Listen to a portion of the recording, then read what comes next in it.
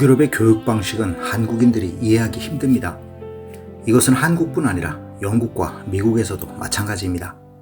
개인을 바라보는 문화적 가치가 달라서입니다. 한국 교육과 사회보장 부분에서 북유럽을 흉내내 보려는 시도는 끊임없이 계속되어 왔습니다.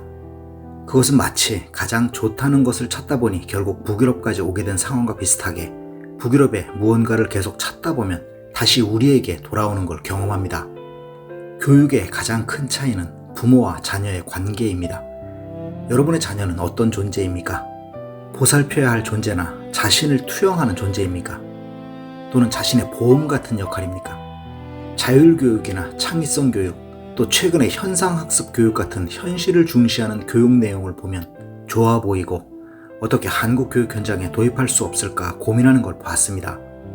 그럼에도 타협점은 이미 도입된 미국, 영국 교육 시스템의 변형 같은 선에서 그쳤습니다. 마찬가지 이유로 학생과 부모의 가치 차이 때문입니다. 북유럽에서 아이는 태어나면서부터 개인입니다. 물론 내 아이지만 그보다 먼저 인간이란 가치가 앞섭니다. 이것이 전부입니다.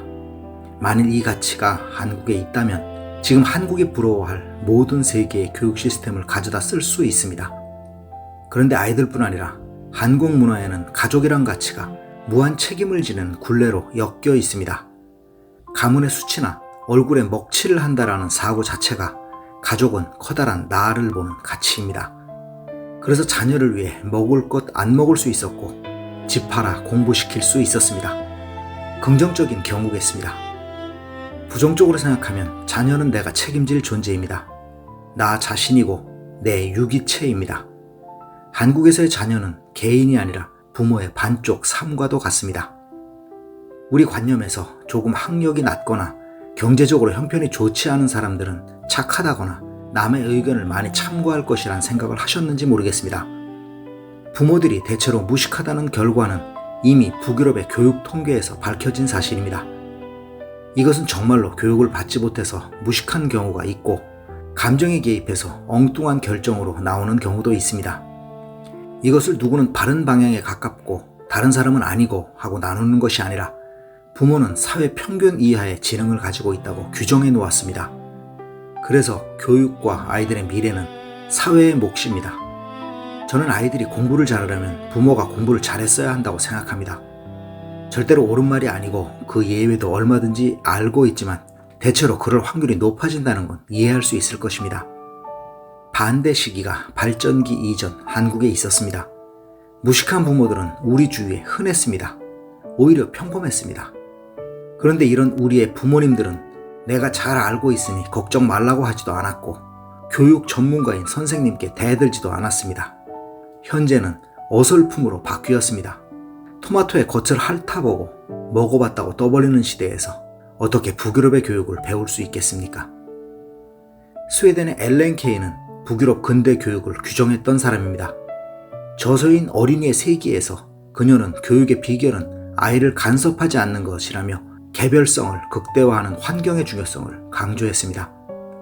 어떻게 간섭하지 않는 것이 교육이야 라고 99%의 한국 부모들은 의아해하고 한국에서 출장 갔던 교육 전문가들도 그 부모들이었기에 제가 이해하지 못한다고 말한 것입니다.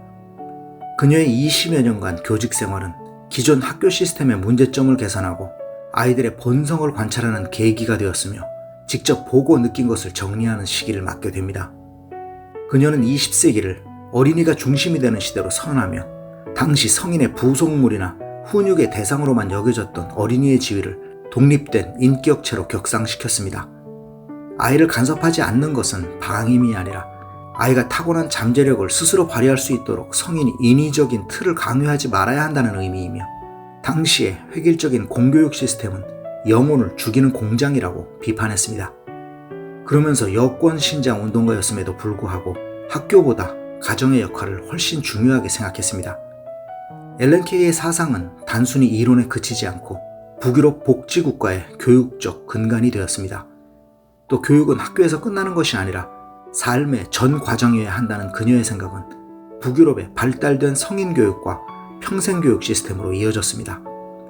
사회의 부조리와 전쟁, 갈등을 해결할 수 있는 방법으로 새로운 세대의 교육을 꼽았으며 인류가 더 나은 방향으로 진화하기 위해서는 어린 시절부터 고정관념에 박히지 않은 새로운 인간으로 자라나야 한다고 보았습니다.